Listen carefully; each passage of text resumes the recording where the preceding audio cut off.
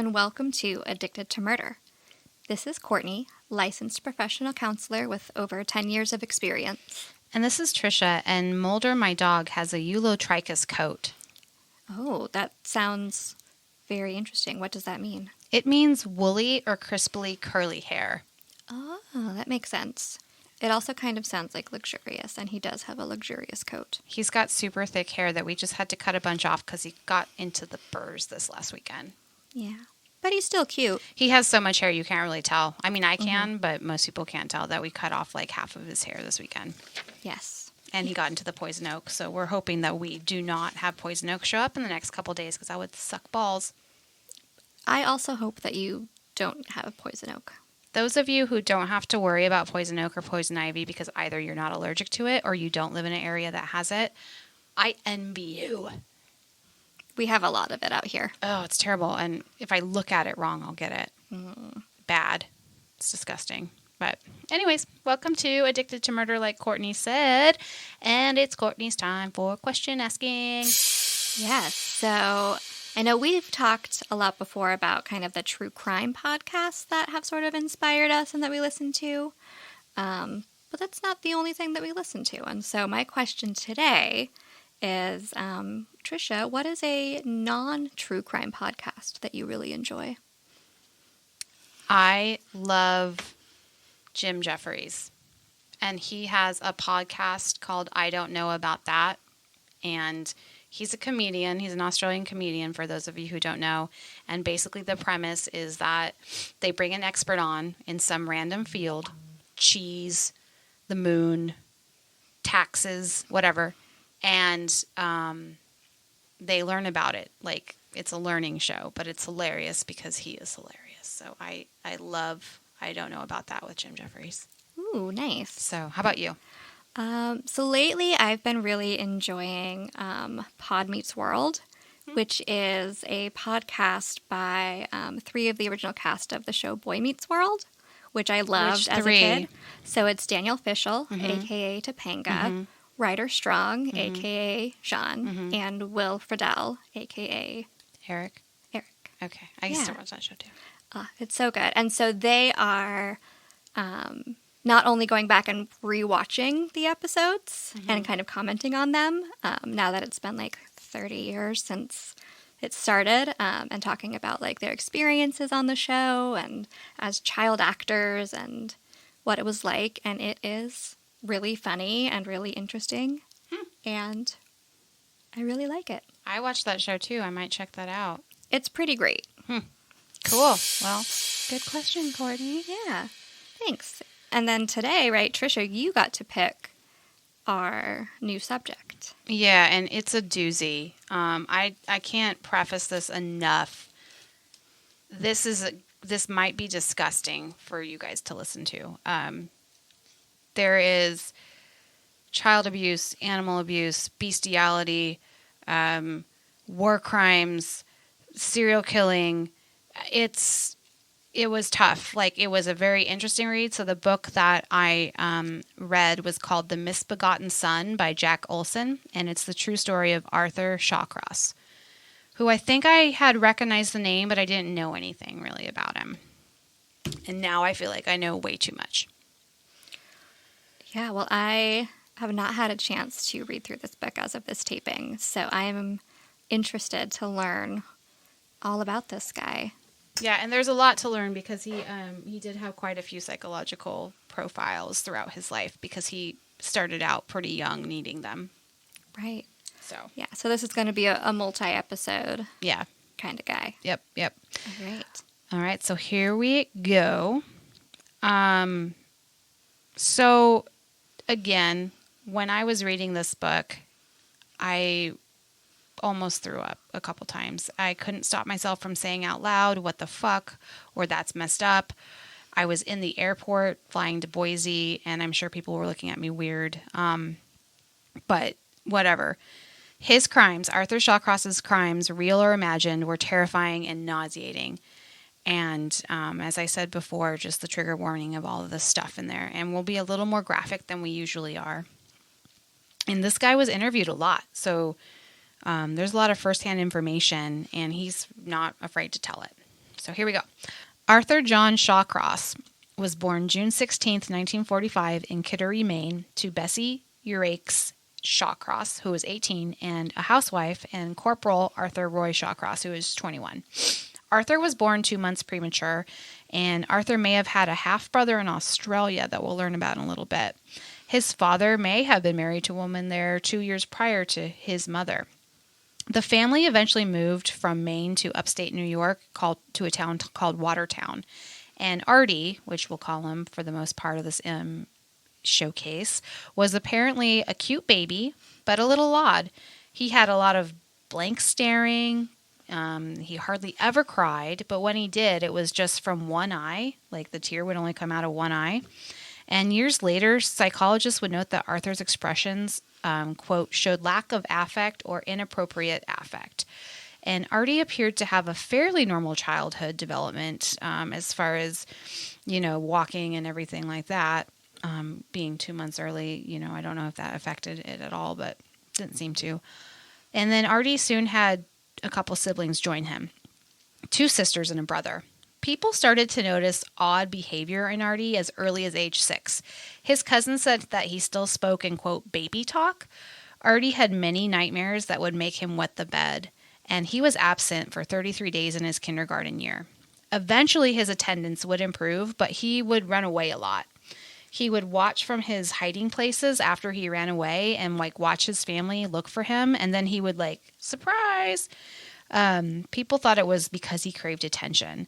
Apparently, his mom favored the other children over Artie, and his brother was her favorite. It was apparently very obvious to all who were involved that Artie's mom did not seem to care for Artie, although he was cared for basic needs-wise, and they didn't, leave him at home and not take him to Disneyland or whatever they did. But, Courtney, I'm not a parent, but I would hope that if I were, even if I favored one child over another, I would do what I could to, not show this. What must a child think when it's obvious that they are not loved as well as their siblings? What starts to happen in their brains at 6 years or so if they are in this situation?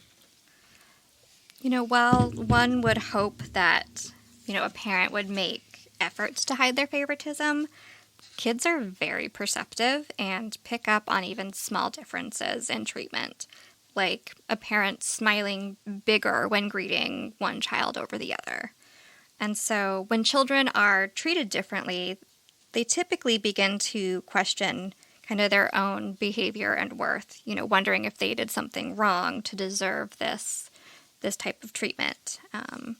And they may try different behaviors to try and gain favor, including things like, regressing into younger behaviors, like using baby talk or crying a lot, especially when they see a younger sibling getting a lot of attention for doing these same things. They might try to copy what that younger sibling is doing. Mm-hmm.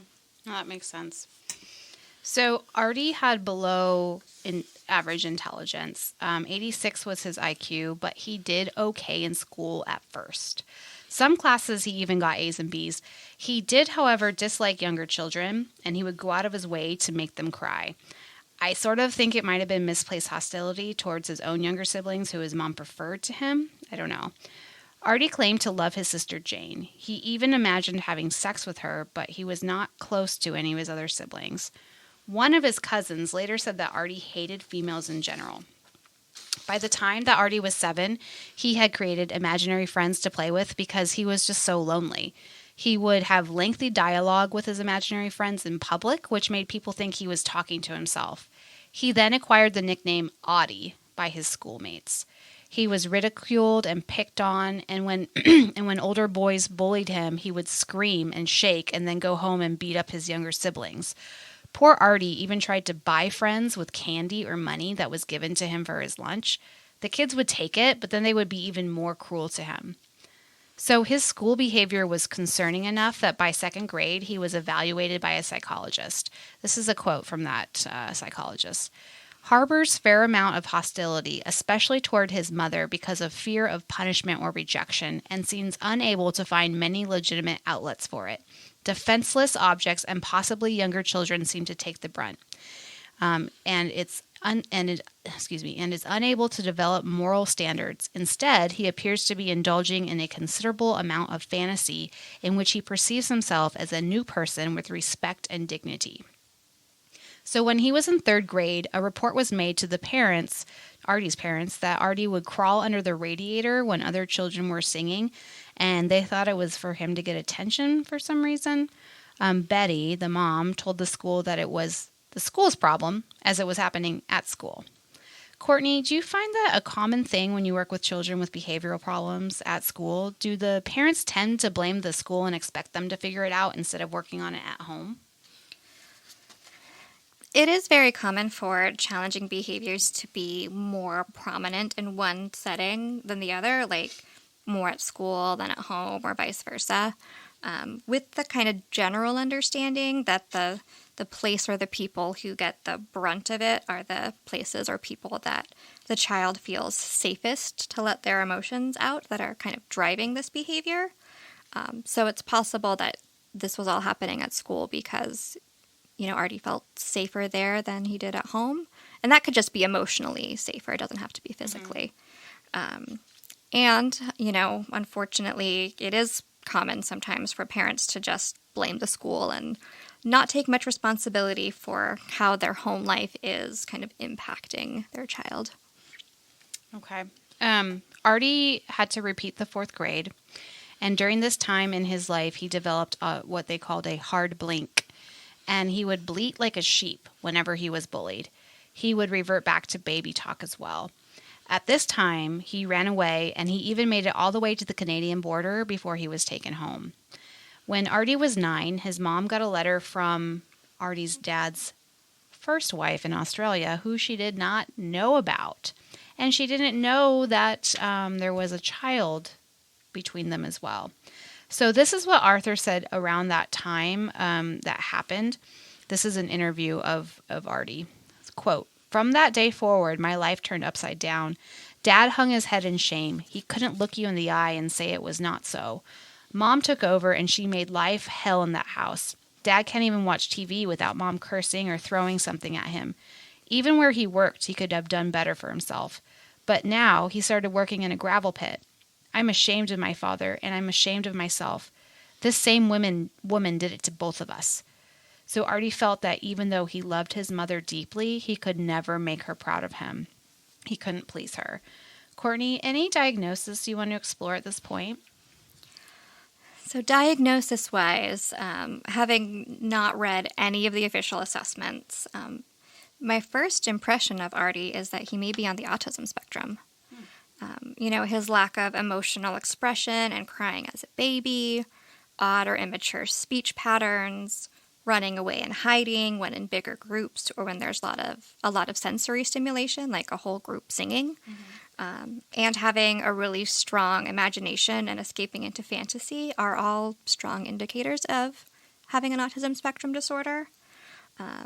And then the blinking and the bleating like a sheep could be explained as what are called stimming behaviors, which are kind of repetitive actions or words that people on the spectrum will use to self-soothe. And, back in the 1940s and 50s, when Artie was in school, we just didn't know as much about autism as we do today. So I could see how it could have gotten missed or, mislabeled as something else. Interesting. Okay. Well, as Artie got a little older, he started to steal things from the convenience store. He would brag about it or give it away. Apparently, he could be funny, when he tried, and he would make people laugh. But then he would do something weird, and it would scare people off. When he got angry and started to fight, he wouldn't stop fighting until someone broke it up. So he would, literally be fighting someone to death, basically, if someone didn't pull him off. And, he was held back, so now he's bigger, and he's now becoming a bully.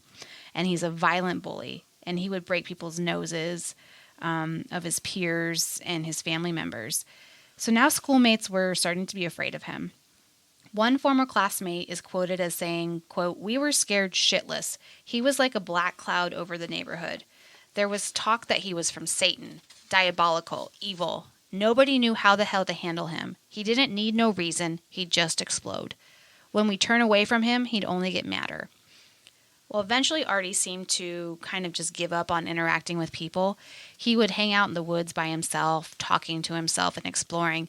His mom later said he was pretty easy to handle at that point because he only came home to eat and sleep. Courtney, any new insights? Yeah, I think that many of these behaviors kind of continue to reinforce the idea of autism spectrum. Not knowing how to connect with others appropriately, along with intense, angry outbursts that can kind of get violent, are associated with ASD. And so when a child on the spectrum gets upset or even just overstimulated, it can be really difficult for them to process and cope with those feelings, especially if they don't have anyone to show them how. And it gets incredibly difficult to process language. And so trying to talk or reason with them when they're sort of in this state where their lid has flipped, it doesn't really work. And, that being said, I just want to be clear that the vast majority of individuals with autism spectrum disorder are not incredibly violent. But it is also very common for there to be kind of comorbid conditions.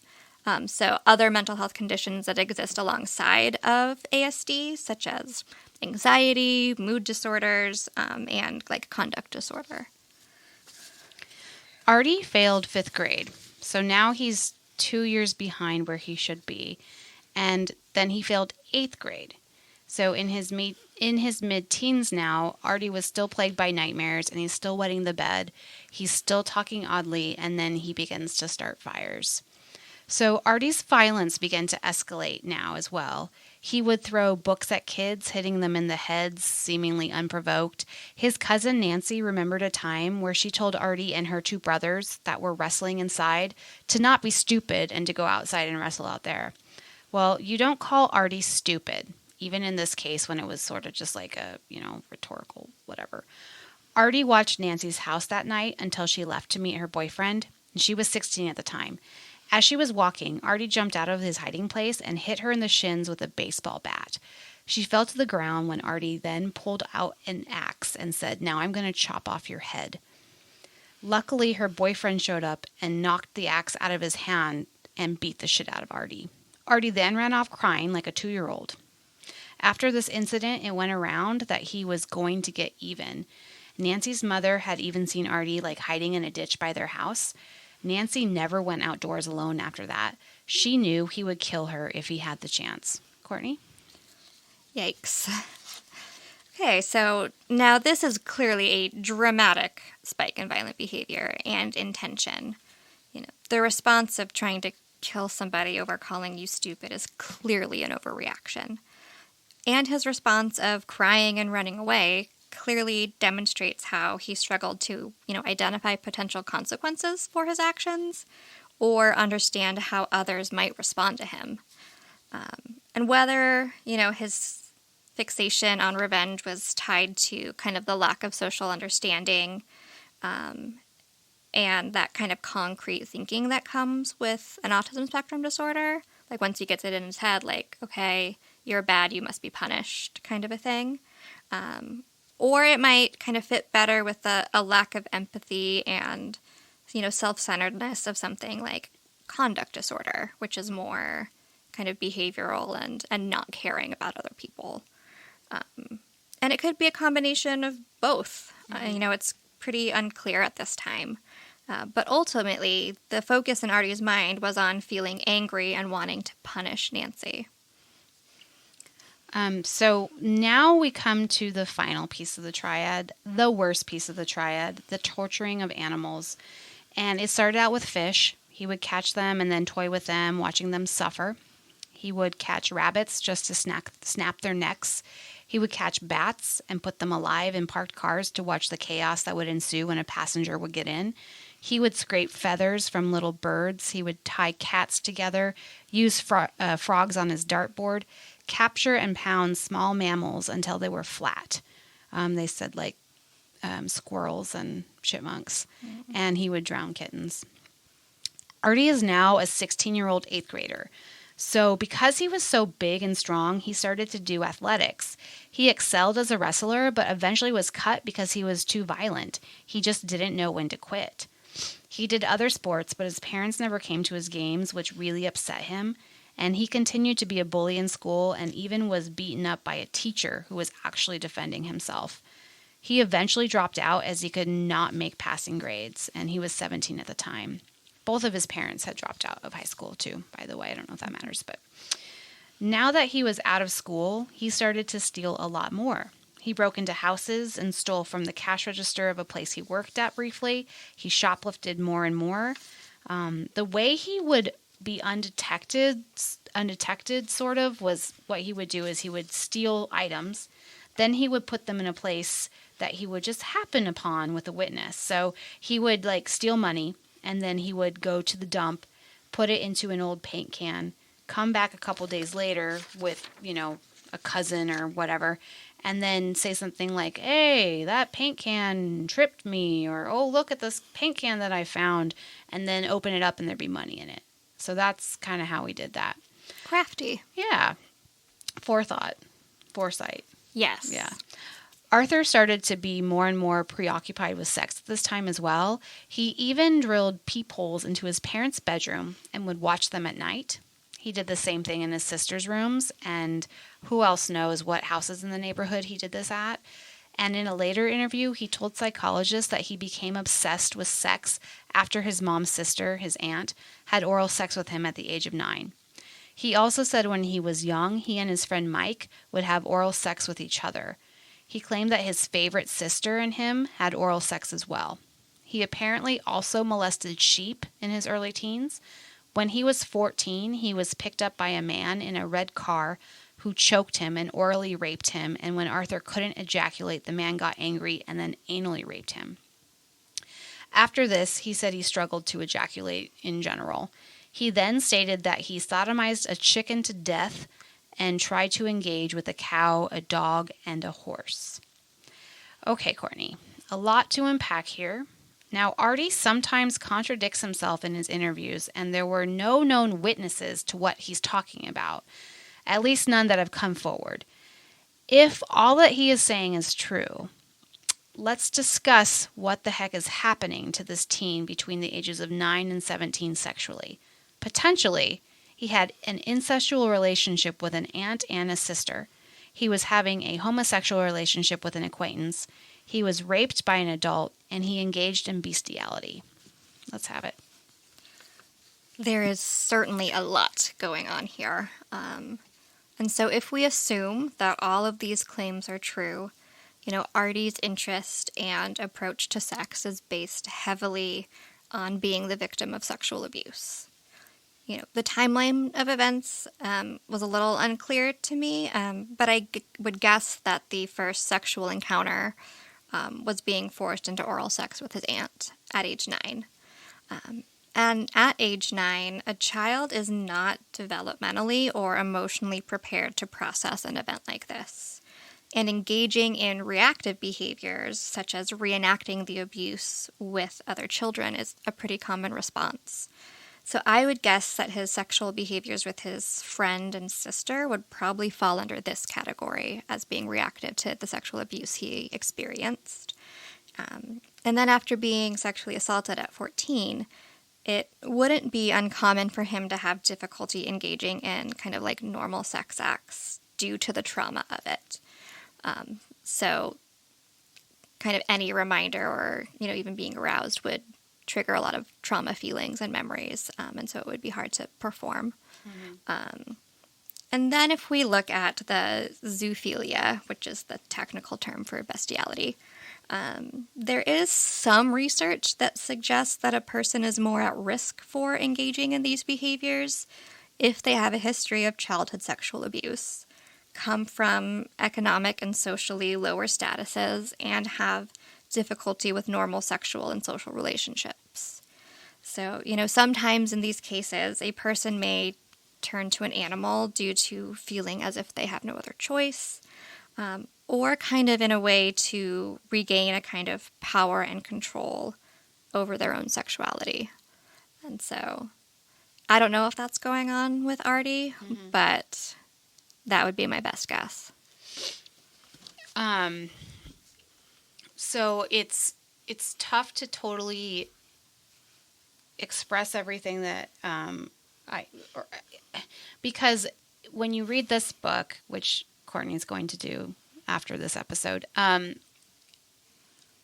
Artie is claiming to do all these things. Artie claims to do a whole lot of things. There aren't a whole lot of witnesses that can, affirm or deny. Do you think, based on what I've outlined and what you've looked at, that he would be telling the truth on this stuff? Or do you think that, just off the top of your gut instinct, do you think he's making this up for attention? My gut instinct is that whether or not these things happened, he believed they happened. Okay. Which, to him, if it's real, then it can still lead to certain things down the road. Right, exactly. So that's kind of where we're going to stop today, because after this, he goes to Vietnam, and a whole new slew of terrible things occurs there, so he says. Okay. So I wanted to just kind of chop this up a bit. So that's where we're going to stop today. Yeah, that's what we've got so far on Arthur Shawcross.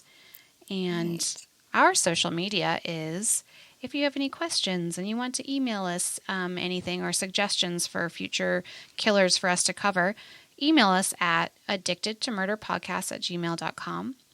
If you want to say hey on Instagram, which is our biggest platform, go to @addictedtompodcast on Instagram. YouTube, TikTok, Facebook, Twitter, @addictedtomurderpodcast. Also, if you have any ideas for our video segment that we do on YouTube and TikTok, please let us know too, because we're always trying to. We've got some in the back of our mind that we're going to work on. But if you have something that you'd like more insight on, or Courtney's insight on, let us know. Just drop us a IM or a DM or a email or whatever. Right. Yeah, I mean, we know what would be interesting to us to learn more about, but might not be the same thing that's interesting to you. Yeah. So if you've got something in particular, I'm happy to hear it. And give a shout out to Rusty on Facebook, who peppers Courtney with questions. She likes it. She really likes it. Yeah, she tells me about it. We love that kind of engagement. So yes, Rusty, thank you, and keep asking your questions. Yay! All right, everybody. See you next Tuesday. Bye. Bye.